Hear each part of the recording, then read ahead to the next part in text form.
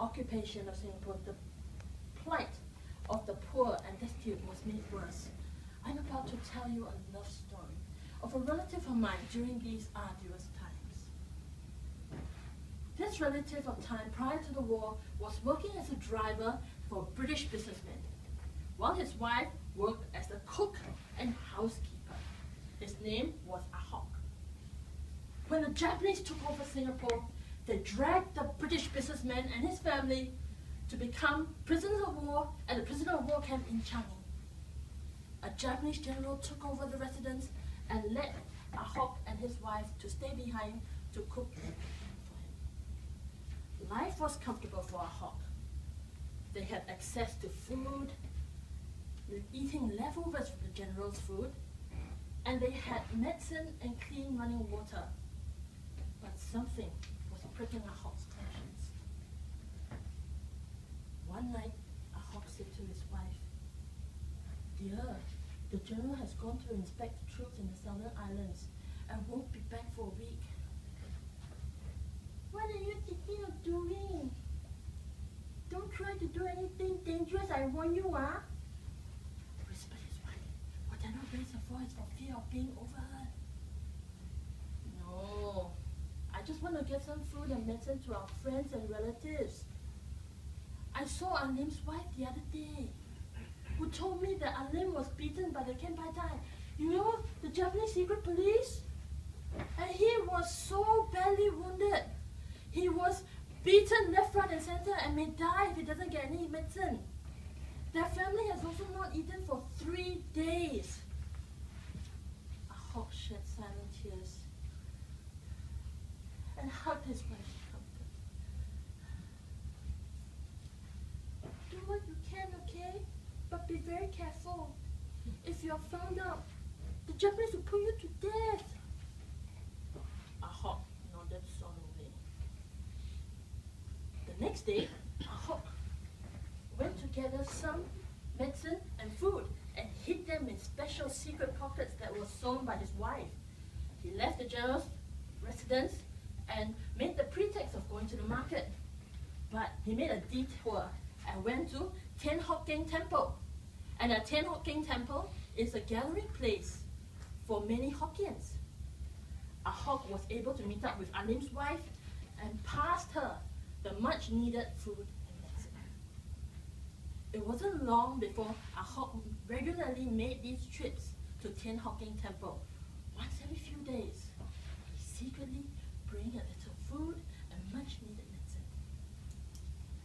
His actions were soon picked up by the Kenpai Tai.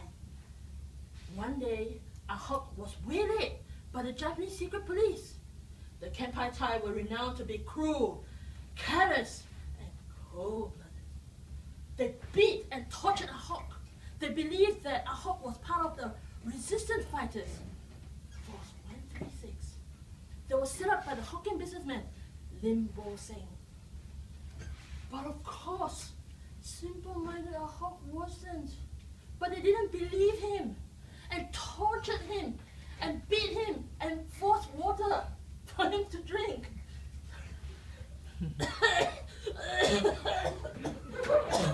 Enough. I surrender. I have the information that you want.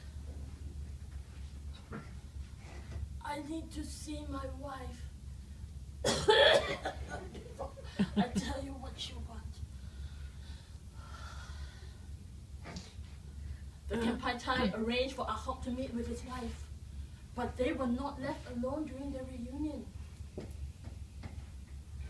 Oh, my poor Ahok, my poor dear Ahok. Hush, Sophia. Remember that time when we went to the temple to pray for our son? Yes, I do. All right. All right. Pray for me again.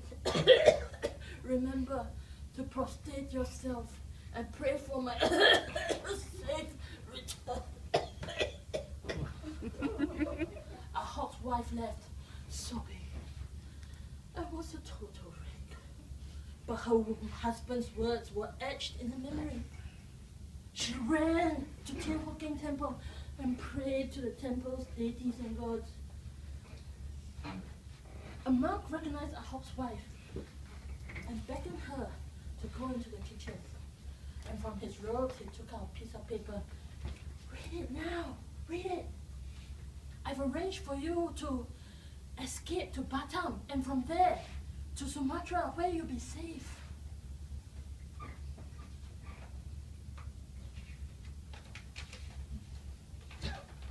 The letter read, My dearest Abi, if you're reading this letter now, it means that I've been caught.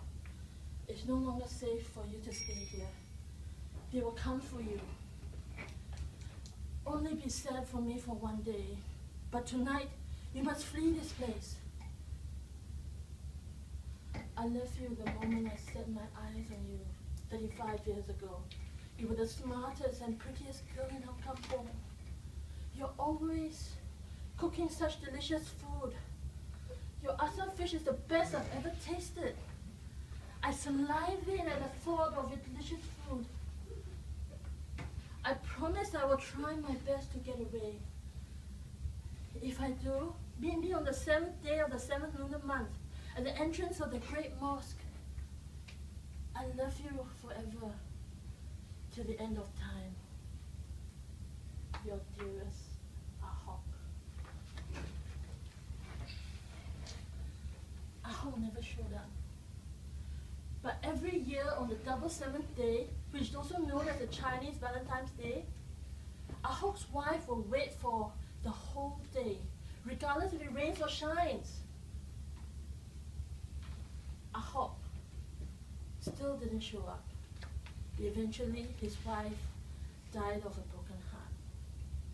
There you have it, fellow Toastmasters. The moral of the story is, if there is someone that you love, someone that you cherish dearly, tell them how you feel.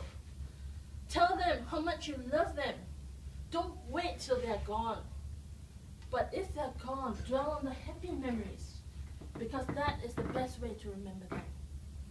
Thank you. Wow.